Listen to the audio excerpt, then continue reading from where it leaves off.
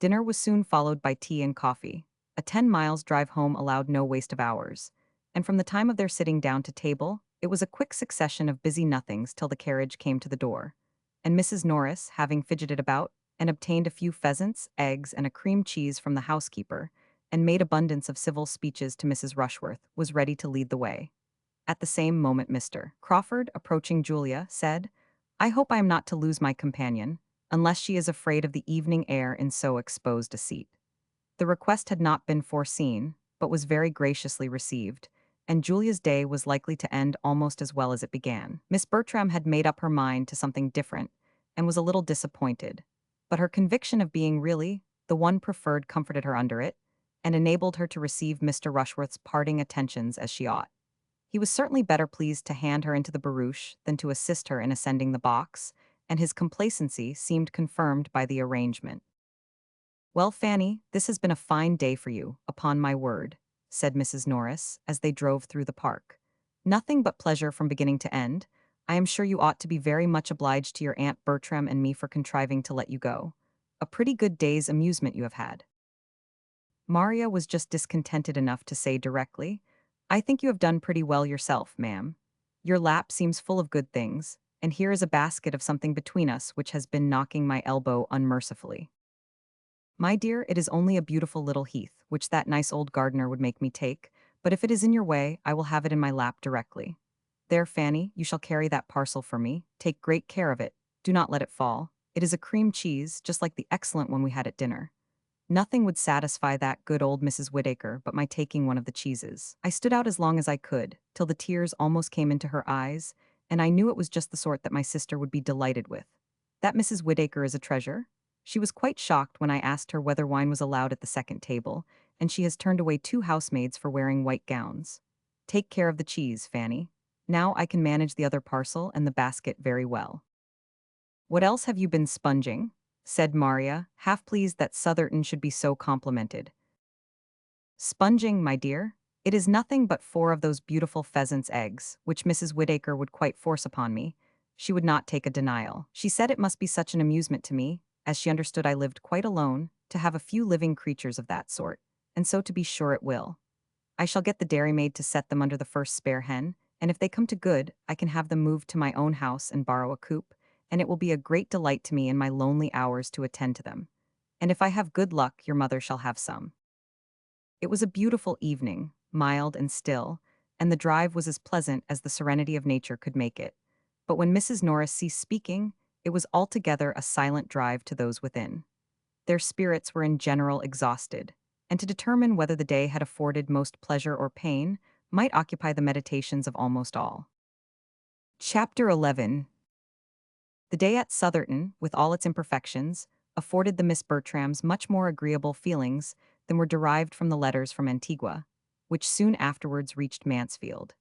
It was much pleasanter to think of Henry Crawford than of their father, and to think of their father in England again within a certain period, which these letters obliged them to do, was a most unwelcome exercise. November was the black month fixed for his return. Sir Thomas wrote of it with as much decision as experience and anxiety could authorize. His business was so nearly concluded as to justify him in proposing to take his passage in the September packet, and he consequently looked forward with the hope of being with his beloved family again early in November. Maria was more to be pitied than Julia, for to her the father brought a husband, and the return of the friend most solicitous for her happiness would unite her to the lover, on whom she had chosen that happiness should depend. It was a gloomy prospect, and all she could do was to throw a mist over it, and hope when the mist cleared away she should see something else. It would hardly be early in November, there were generally delays, a bad passage or something, that favoring something which everybody who shuts their eyes while they look, or their understandings while they reason, feels the comfort of. It would probably be the middle of November at least. The middle of November was 3 months off. 3 months comprised 13 weeks. Much might happen in 13 weeks. Sir Thomas would have been deeply mortified by a suspicion of half that his daughters felt on the subject of his return, and would hardly have found consolation in a knowledge of the interest it excited in the breast of another young lady. Miss Crawford, on walking up with her brother to spend the evening at Mansfield Park, heard the good news, and though seeming to have no concern in the affair beyond politeness, and to have vented all her feelings in a quiet congratulation, heard it with an attention not so easily satisfied. Mrs. Norris gave the particulars of the letters, and the subject was dropped. But after tea, as Miss Crawford was standing at an open window with Edmund and Fanny looking out on a twilight scene, while the Miss Bertrams, Mr. Rushworth, and Henry Crawford were all busy with candles at the pianoforte, she suddenly revived it by turning round towards the group and saying, "How happy Mr. Rushworth looks! He is thinking of November." Edmund looked round at Mr. Rushworth too, but had nothing to say. "Your father's return will be a very interesting event." It will indeed, after such an absence not only long but including so many dangers. It will be the forerunner also of other interesting events, your sister's marriage and your taking orders. Yes. Don't be affronted, said she, laughing, but it does put me in mind of some of the old heathen heroes, who, after performing great exploits in a foreign land, offered sacrifices to the gods on their safe return. There is no sacrifice in the case, replied Edmund, with a serious smile and glancing at the pianoforte again. It is entirely her own doing. Oh yes, I know it is. I was merely joking. She has done no more than what every young woman would do, and I have no doubt of her being extremely happy. My other sacrifice, of course, you do not understand. My taking orders, I assure you, is quite as voluntary as Maria's marrying. It is fortunate that your inclination and your father's convenience should accord so well.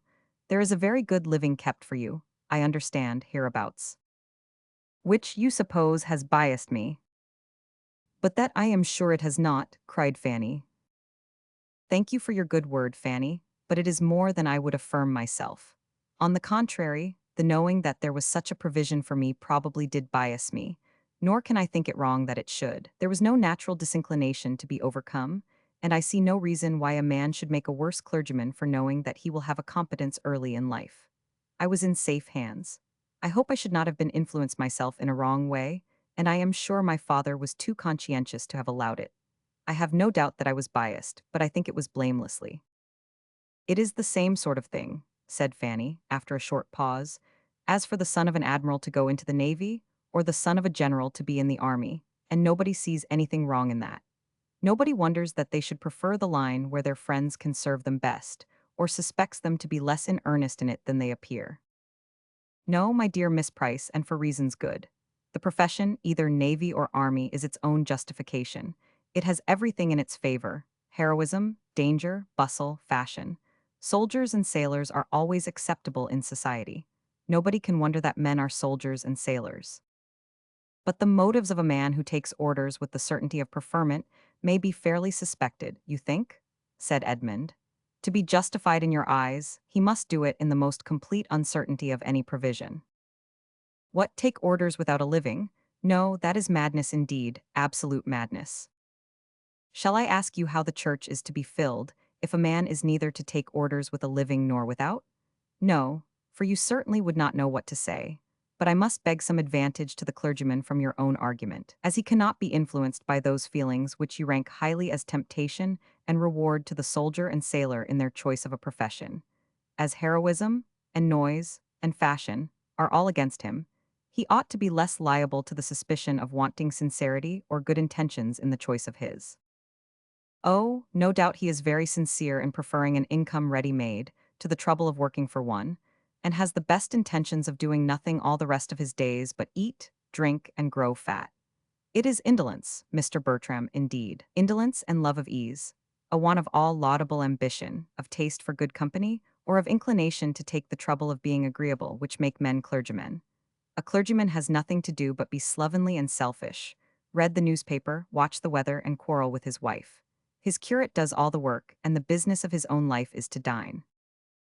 There are such clergymen, no doubt, but I think they are not so common as to justify Miss Crawford in esteeming it their general character. I suspect that in this comprehensive and, may I say, commonplace censure, you are not judging from yourself, but from prejudiced persons, whose opinions you have been in the habit of hearing. It is impossible that your own observation can have given you much knowledge of the clergy. You can have been personally acquainted with very few of a set of men you condemn so conclusively. You are speaking what you have been told at your uncle's table. I speak what appears to me the general opinion, and where an opinion is general, It is usually correct.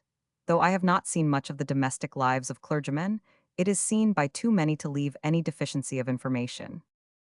Where any one body of educated men, of whatever denomination, are condemned indiscriminately, there must be a deficiency of information, or smiling of something else. Your uncle and his brother admirals perhaps knew little of clergymen beyond the chaplains whom, good or bad, they were always wishing away. Poor William, he has met with great kindness from the chaplain of the Antwerp, was a tender apostrophe of Fanny, very much to the purpose of her own feelings, if not of the conversation. I have been so little addicted to take my opinions from my uncle, said Miss Crawford, that I can hardly suppose. And since you push me so hard, I must observe that I am not entirely without the means of seeing what clergymen are, being at this present time the guest of my own brother, Dr. Grant.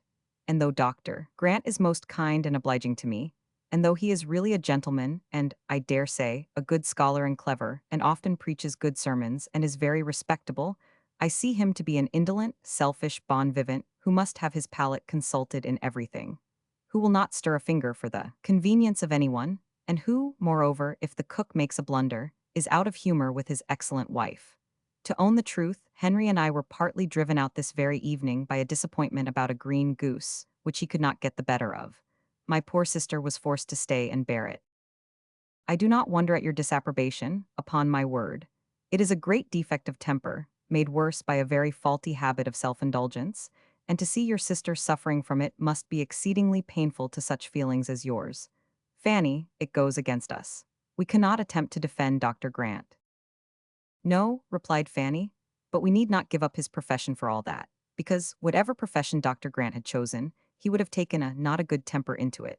And as he must, either in the Navy or Army, have had a great many more people under his command than he has now, I think more would have been made unhappy by him as a sailor or soldier than as a clergyman. Besides, I cannot but suppose that whatever there may be to wish otherwise in Dr. Grant would have been in a greater danger of becoming worse in a more active and worldly profession, where he would have had less time and obligation, where he might have escaped that knowledge of himself, the frequency, at least, of that knowledge which it is impossible he should escape as he is now. A sensible man like Dr. Grant, cannot be in the habit of teaching others their duty every week, cannot go to church twice every Sunday, and preach such very good sermons in so good a manner as he does, without being the better for it himself. It must make him think, and I have no doubt that he oftener endeavors to restrain himself than he would if he had been anything but a clergyman. We cannot prove to the contrary, to be sure, but I wish you a better fate, Miss Price, than to be the wife of a man whose amiableness depends upon his own sermons. For though he may preach himself into a good humor every Sunday, it will be bad enough to have him quarreling about green geese from Monday morning till Saturday night. I think the man who could often quarrel with Fanny, said Edmund affectionately, must be beyond the reach of any sermons.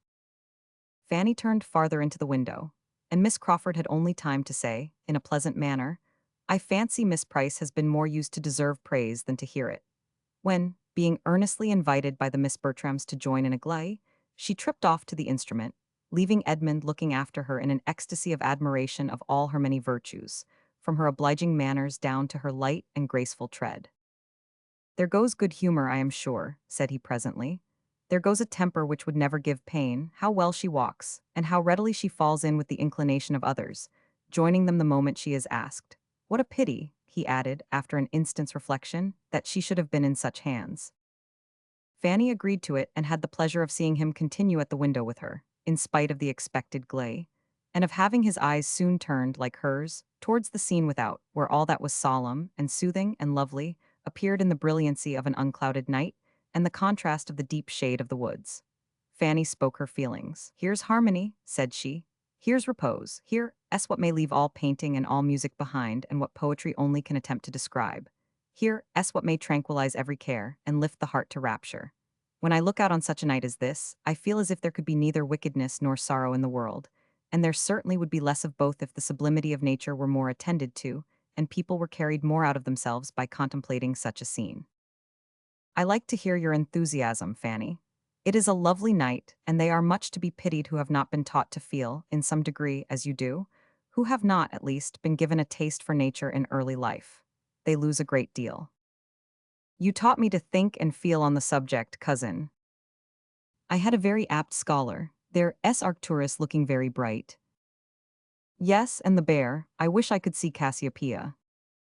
We must go out on the lawn for that, should you be afraid? Not in the least, it is a great while since we have had any stargazing. Yes, I do not know how it has happened. The glee began. We will stay till this is finished, Fanny, said he, turning his back on the window, and as it advanced she had the mortification of seeing him advance too, moving forward by gentle degrees towards the instrument, and when it ceased, he was close by the singers, among the most urgent in requesting to hear the glee again. Fanny sighed alone at the window, till scolded away by Mrs. Norris's threats of catching cold. Chapter 12. Sir Thomas was to return in November, and his eldest son had duties to call him earlier home. The approach of September brought tidings of Mr. Bertram, first in a letter to the gamekeeper, and then in a letter to Edmund. And by the end of August he arrived himself, to be gay, agreeable, and gallant again as occasion served, or Miss Crawford demanded. To tell of races and Weymouth and parties and friends, to which she might have listened 6 weeks before with some interest, and altogether to give her the fullest conviction, by the power of actual comparison, of her preferring his younger brother. It was very vexatious, and she was heartily sorry for it. But so it was, and so far from now meaning to marry the elder, she did not even want to attract him beyond what the simplest claims of conscious beauty required. His lengthened absence from Mansfield, without anything but pleasure in view, and his own will to consult, made it perfectly clear that he did not care about her, and his indifference was so much more than equaled by her own, that were he now to step forth the owner of Mansfield Park, the Sir Thomas complete, which he was to be in time, she did not believe she could accept him. The season and duties which brought Mr. Bertram back to Mansfield took Mr. Crawford into Norfolk. Everingham could not do without him in the beginning of September. He went for a fortnight of such dullness to the Miss Bertrams as ought to have put them both on their guard, and made even Julia admit, in her jealousy of her sister, the absolute necessity of distrusting his attentions and wishing him not to return, and a fortnight of sufficient leisure, in the intervals of shooting and sleeping, to have convinced the gentleman that he ought to keep longer away, had he been more in the habit of examining his own motives, and of reflecting to what the indulgence of his idle vanity was tending. But, thoughtless and selfish from prosperity and bad example, he would not look beyond the present moment. The sisters, handsome, clever, and encouraging, were an amusement to his sated mind, and finding nothing in Norfolk to equal the social pleasures of Mansfield, he gladly returned to it at the time appointed, and was welcomed thither quite as gladly by those whom he came to trifle with further. Maria, with only Mr. Rushworth to attend to her, and doomed to the repeated details of his day's sport, good or bad, his boast of his dogs, his jealousy of his neighbors, his doubts of their qualifications, and his zeal after poachers. Subjects which will not find their way to female feelings without some talent on one side or some attachment on the other, had missed Mr. Crawford grievously, and Julia, unengaged and unemployed, felt all the right of missing him much more. Each sister believed herself the favorite.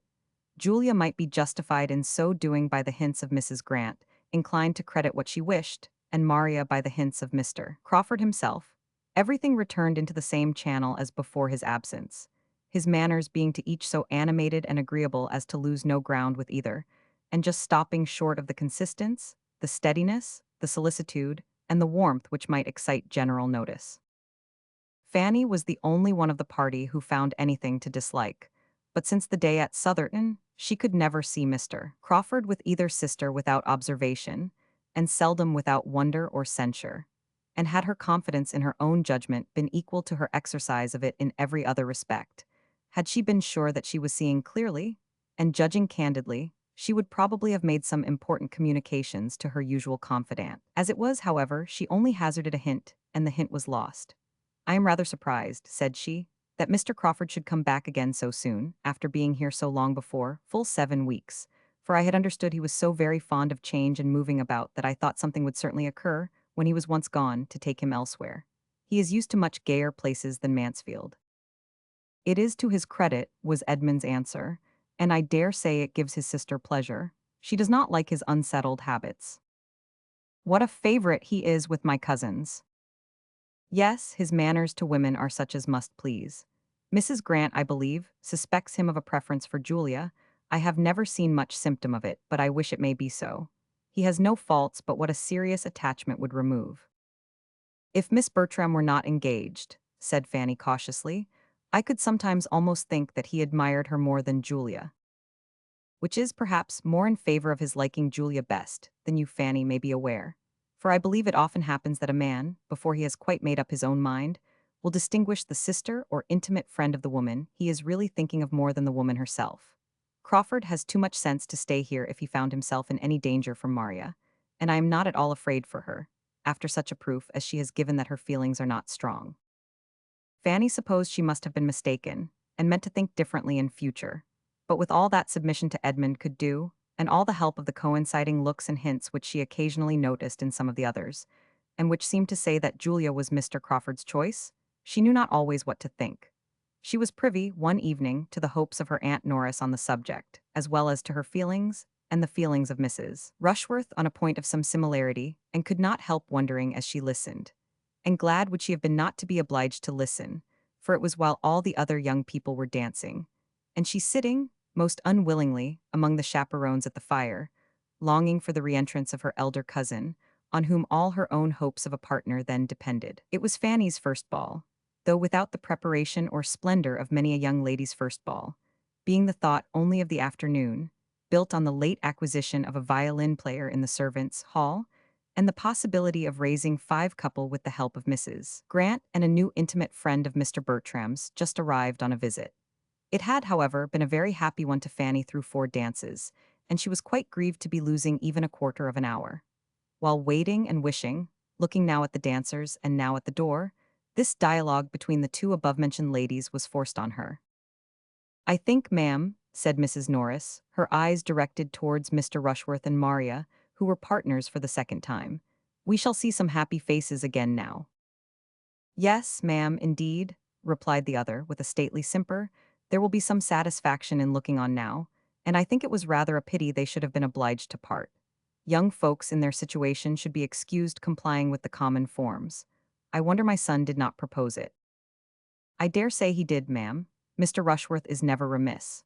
But dear Maria has such a strict sense of propriety, so much of that true delicacy which one seldom meets with nowadays, Mrs. Rushworth, that wish of avoiding particularity. Dear ma'am, only look at her face at this moment, how different from what it was the 2 last dances.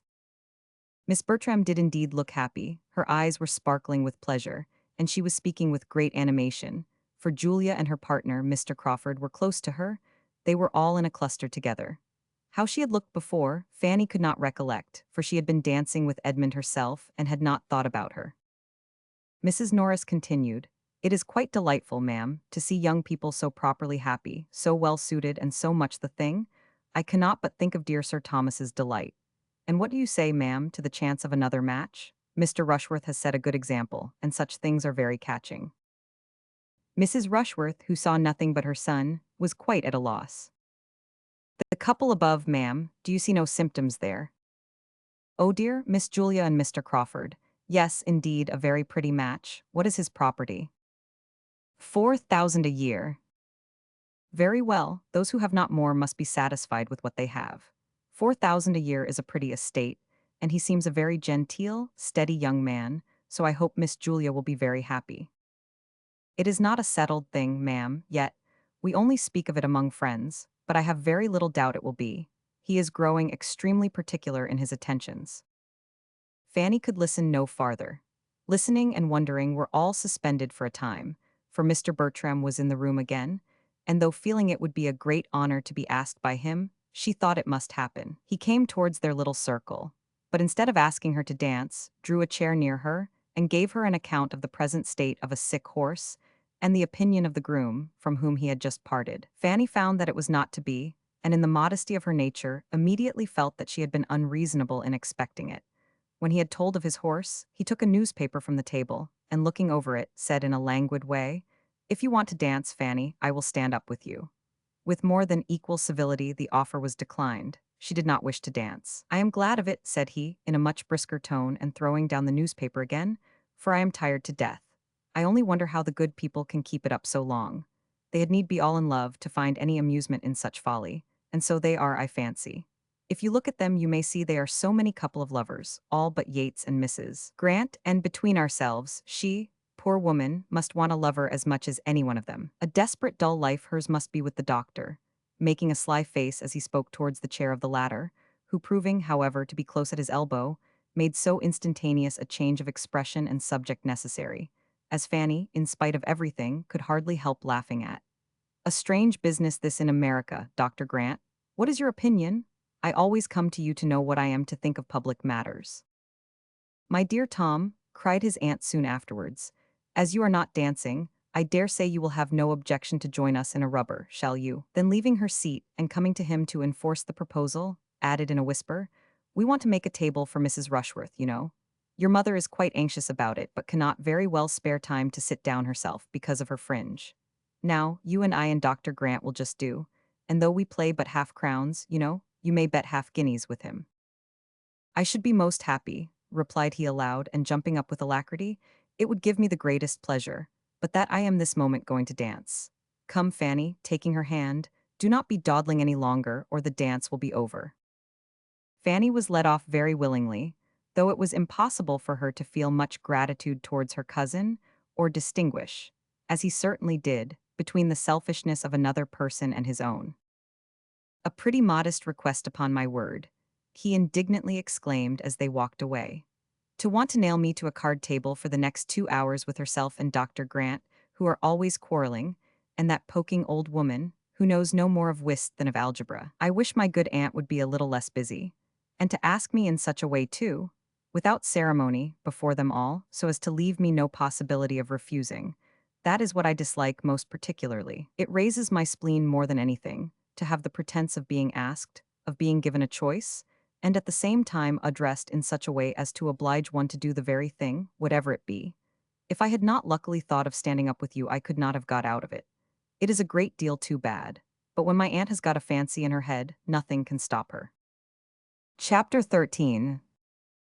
The Honorable John Yates, this new friend, had not much to recommend him beyond habits of fashion and expense, and being the younger son of a lord with a tolerable independence. And Sir Thomas would probably have thought his introduction at Mansfield by no means desirable.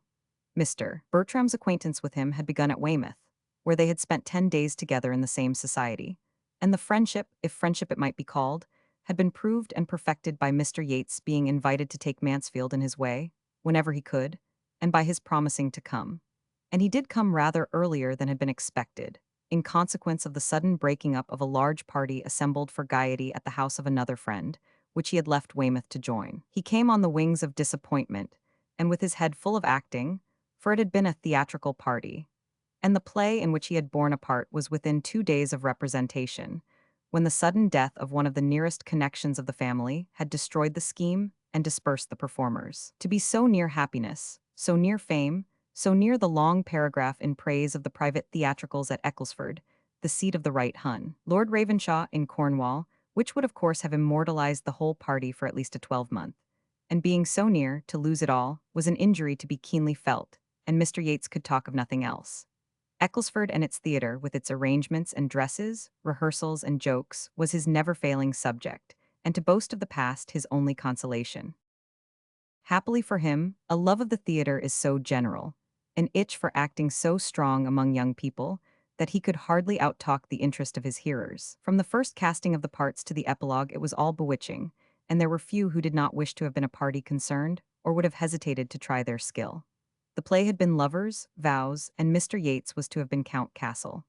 A trifling part, said he, and not at all to my taste, and such a one as I certainly would not accept again, but I was determined to make no difficulties. Lord Ravenshaw and the Duke had appropriated the only 2 characters worth playing before I reached Ecclesford, and though Lord Ravenshaw offered to resign his to me, it was impossible to take it, you know. I was sorry for him that he should have so mistaken his powers, for he was no more equal to the Baron, a little man with a weak voice, always hoarse after the first 10 minutes. It must have injured the piece materially, but I was resolved to make no difficulties. Sir Henry thought the Duke not equal to Frederick, but that was because Sir Henry wanted the part himself, whereas it was certainly in the best hands of the two. I was surprised to see Sir Henry such a stick. Luckily the strength of the piece did not depend upon him. Our Agatha was inimitable, and the Duke was thought very great by many, and upon the whole it would certainly have gone off wonderfully. It was a hard case, upon my word, and I do think you were very much to be pitied, were the kind responses of listening sympathy. It is not worth complaining about, but to be sure the poor old dowager could not have died at a worse time, and it is impossible to help wishing that the news could have been suppressed for just the 3 days we wanted. It was but 3 days, and being only a grandmother and all happening 200 miles off, I think there would have been no great harm, and it was suggested, I know. But Lord Ravenshaw, who I suppose is one of the most correct men in England, would not hear of it. An afterpiece instead of a comedy, said Mr. Bertram. Lovers' vows were at an end, and Lord and Lady Ravenshaw left to act my grandmother by themselves. Well, the jointure may comfort him, and perhaps between friends he began to tremble for his credit and his lungs in the Baron, and was not sorry to withdraw. And to make you amends, Yates, I think we must raise a little theatre at Mansfield, and ask you to be our manager.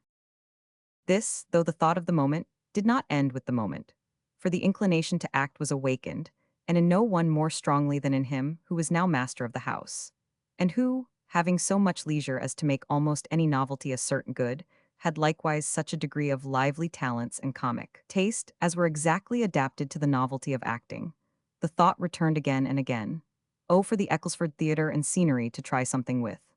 Each sister could echo the wish, and Henry Crawford, to whom, in all the riot of his gratifications it was yet an untasted pleasure, was quite alive at the idea. I really believe, said he, I could be fool enough at this moment to undertake any character that ever was written, from Shylock or Richard III down to the singing hero of a farce in his scarlet coat and cocked hat. I feel as if I could be anything or everything, as if I could rant and storm or sigh or cut capers in any tragedy or comedy in the English language.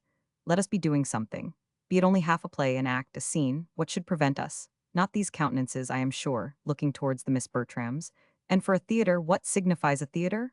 We shall be only amusing ourselves. Any room in this house might suffice.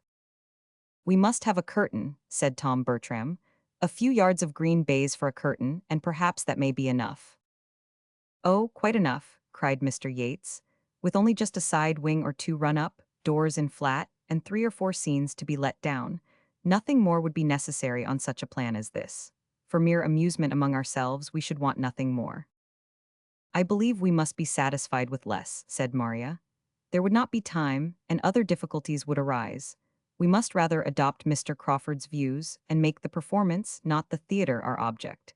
Many parts of our best plays are independent of scenery. Nay, said Edmund, who began to listen with alarm. Let us do nothing by halves. If we are to act, let it be in a theatre completely fitted up with pit, boxes, and gallery, and let us have a play entire from beginning to end. So as it be a German play, no matter what, with a good tricking, shifting afterpiece, and a figure dance, and a hornpipe, and a song between the acts. If we do not outdo Ecclesford, we do nothing. Now, Edmund, do not be disagreeable, said Julia. Nobody loves a play better than you do, or can have gone much farther to see one. True, to see real acting, good hardened real acting. But I would hardly walk from this room to the next to look at the raw efforts of those who have not been bred to the trade. A set of gentlemen and ladies who have all the disadvantages of education and decorum to struggle through. After a short pause, however, the subject still continued and was discussed with unabated eagerness, every one's inclination increasing by the discussion and a knowledge of the inclination of the rest. And though nothing was settled but that Tom Bertram would prefer a comedy, and his sisters and Henry Crawford a tragedy, and that nothing in the world could be easier than to find a piece which would please them all, the resolution to act something or other seemed so decided as to make Edmund quite uncomfortable. He was determined to prevent it, if possible, though his mother, who equally heard the conversation which passed at table, did not evince the least disapprobation. The same evening afforded him an opportunity of trying his strength. Maria, Julia, Henry Crawford, and Mr. Yates were in the billiard room. Tom, returning from them into the drawing room, where Edmund was standing thoughtfully by the fire, while Lady Bertram was on the sofa at a little distance, and Fanny close beside her arranging her work, thus began as he entered.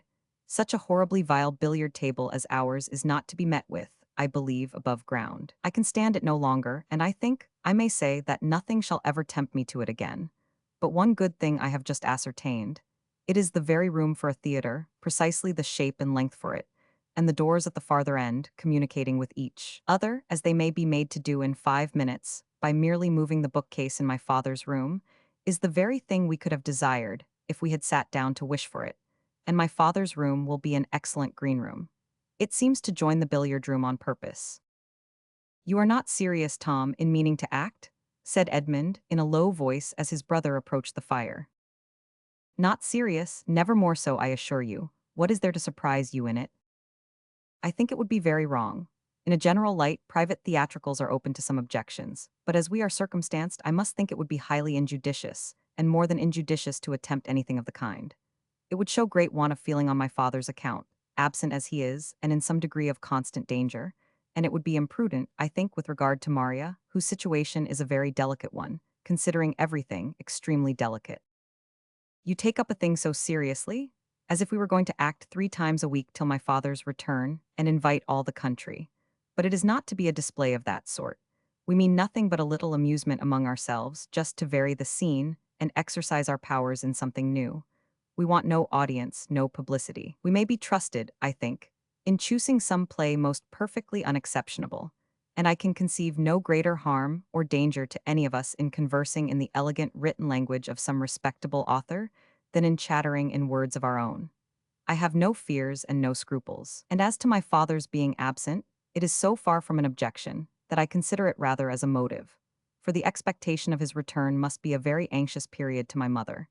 And if we can be the means of amusing that anxiety and keeping up her spirits for the next few weeks, I shall think our time very well spent, and so, I am sure, will he. It is a very anxious period for her. As he said this, each looked towards their mother. Lady Bertram, sunk back in one corner of the sofa, the picture of health, wealth, ease, and tranquility, was just falling into a gentle doze, while Fanny was getting through the few difficulties of her work for her. Edmund smiled and shook his head. By Jove, this won't do, cried Tom, throwing himself into a chair with a hearty laugh. To be sure, my dear mother, your anxiety, I was unlucky there. What is the matter? Asked her ladyship in the heavy tone of one half roused. I was not asleep. Oh dear no, ma'am, nobody suspected you. Well, Edmund, he continued, returning to the former subject, posture, and voice, as soon as Lady Bertram began to nod again, but this I will maintain that we shall be doing no harm.